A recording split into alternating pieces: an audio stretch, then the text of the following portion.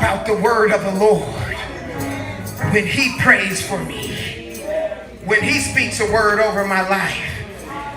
John 17:9 says, I pray for them. I pray not for the world, but for them which thou hast given me.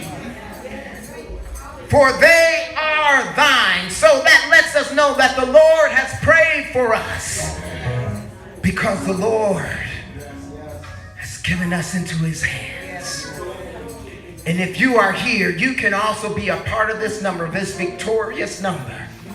If you give your life to God, don't make the mistake of leaving out of here till the battle is over.